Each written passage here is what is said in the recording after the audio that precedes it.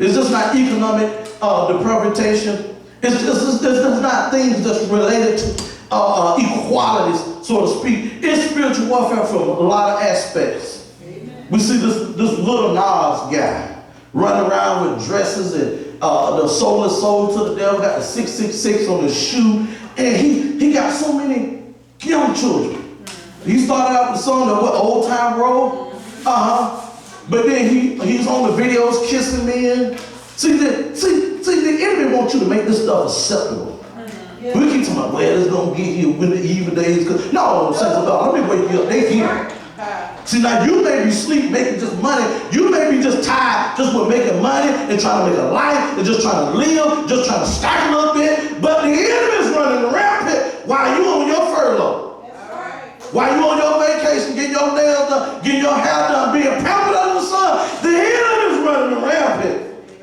And that's why we wonder why some of our grandkids acting so crazy and having so many babies out of wedlock. There, so much stuff is happening. It was happening in your day. That's right. It just was doing it in a different way, with different clothes, different styles. Ain't nothing changed. People were having sex out of wedlock back then, and they still having sex. And when you go on to be with the Lord, people still gonna be doing the same stuff.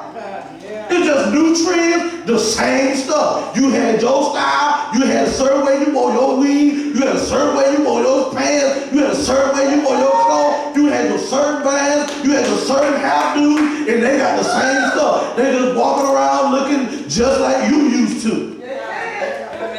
It's just a different style. I don't know what was going on this weekend at the camping world. I keep calling it the Citrus Bowl because that's what I know about it. And I'm seeing so many people with bathing suits. I'm like, well, I'm trying to figure out.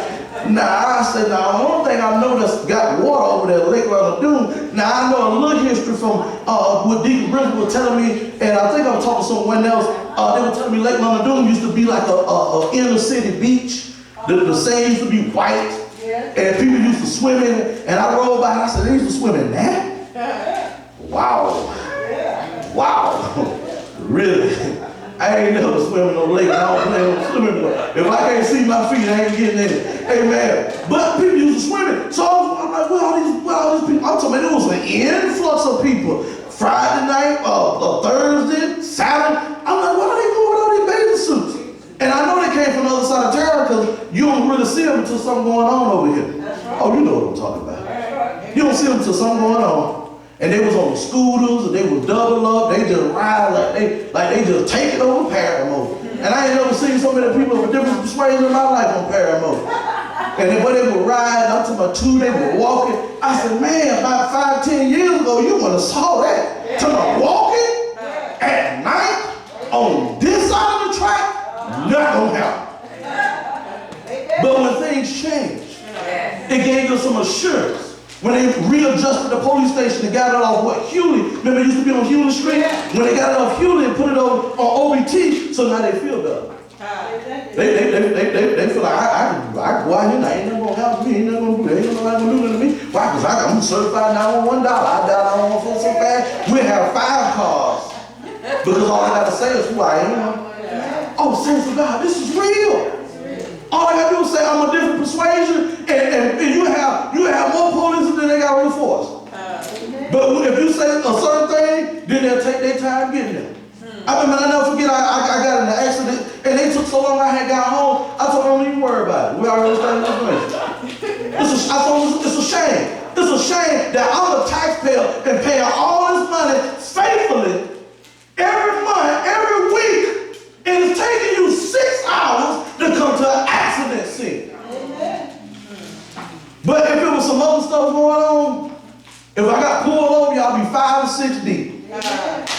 On the basis of my skin color. And I'm not scared to say it from the pulpit. Because it's real, saints of God. We are in a real battle, saints of God. Not just ethnically, but spiritually. We got so many things that they're trying to inundate our children with. Trying to get them to get into all this TikTok stuff. And all you got to do is show me yours. I'm going to show you mine. Your sexual private parts. It got kids being expelled. The enemy don't care how old they is.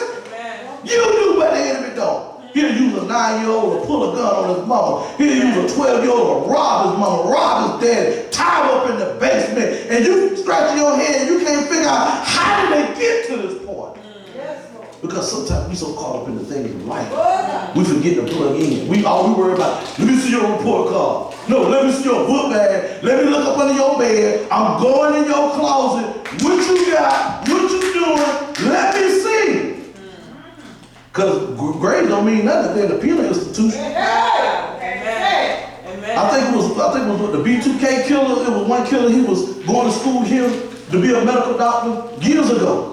He was going, and they said he was a good doctor. He was going to be a good doctor based on his test scores, based on his performance levels of him going to school to be a medical doctor. It was a serial killer and was engaged. Wouldn't kill his girlfriend. And I think he had married her too. Wouldn't kill his girlfriend. And at night, he would solicit sexual encounters with women on the internet. And would take them to hotels and kill them. And then go back home and be with his wife. Or his fiance. Yes. And did it for years. And he was a good doctor. Did you hear what I said? He was a good doctor from the medical standpoint. So don't base everything just on grades. Because you got some kids that need to go to heaven. They need to go to heaven. They need to come out of some of these other places that we think are safe havens, and think that's the right place for them to be. And then you go over there, they got more drugs than they got in the school than they got on the street corner. You think marijuana was something that we had to deal with in faith, and a little alcohol, and a little we call it white lady powder, whatever you want to call it, but they got milk, they up in paint, they doing all kind of stuff, and bombing fluid, crystal meth, mollies. Yes. Why? Well, why they talk about it? Well, because the place is in. And that's what the enemy wants to do. Think that we run it over here, we run it over here. And I understand some places, you don't want to raise your kids. I understand that. And all of us to a degree, we want to raise them in the best environment, not just outside, but inside. Because you can live in Hebrew and still can be a bad environment. Because they partying all day. Come on, somebody. And they run all types of orgiastic parties and different things going on. Yeah, the house is beautiful. The couch is beautiful. This is an $8 million home. But this is a house of hell. And then the kid could be ready to live across the street. And his house could be a place of serenity, peace, love, compassion, everything he needs. So sometimes it's just not about the outside environment, because sometimes you can't change that, but you can change the inner environment. Understand we're in spiritual walk. 2 Corinthians 10:2, it says, I beg of you that when I am present, that I may have to show boldness with such confidence, and I'm bringing this in, as I count showing against some who suspect of us of walking according to the flesh. For though we walk in the flesh, we're not waging war according to the flesh. Listen to this. For our weapons of our warfare are not of the flesh, but have divine power to destroy strongholds. Strongholds is imaginations, the thoughts, the things that the enemy tried to invade your mind with. Satan's strategy is to block the knowledge and the application of God's word. That's his strategy. That's his methodology. That's how he moves. That's how he be able to do what he be able to do. And how do we get there? Pastor, I'm so glad you asked. Because what you give into, what you give your most time to. So you know what you love, how much time you give to it. How you know you love the TV? Well, you just measure how much time you watch it. How you know you love the job? Because you working overtime, undertime, in between time, and on top of the time, on top of the time. And I told somebody one time, they were like, well, you thought about another job? I thought about a second job. I said, no, I thought about another one.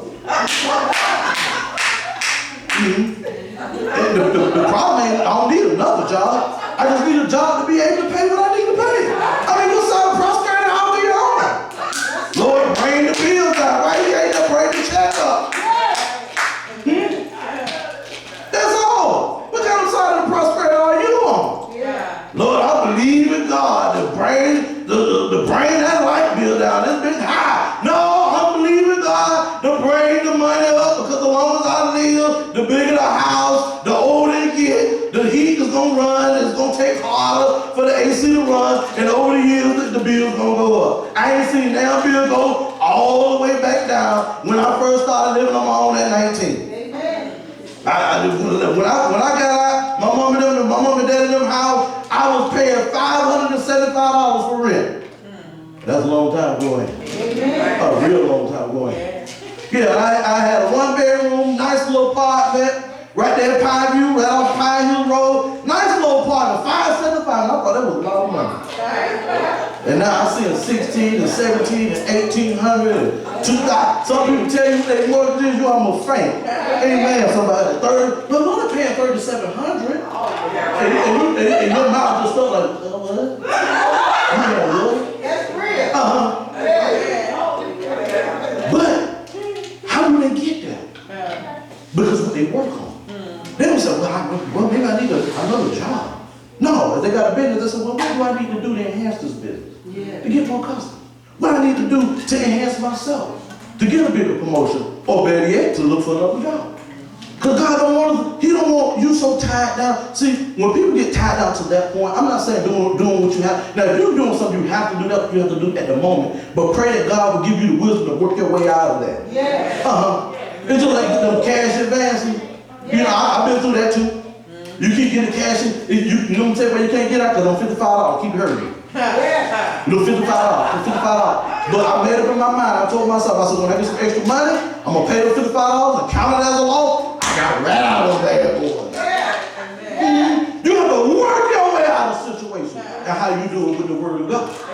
You apply with the Word of God, make an application to your life, and the more you make an application to your life, the more you'll see the manifestation of the Word of God in your life. But sometimes you have to disassociate yourself with some people, even your brothers and sisters. I know it's hard, but it's right, but it's right. Because everybody's not going where you want to go. Everybody's not doing what you want to do. And sometimes, even within yourself, you know you're tired of the results you get.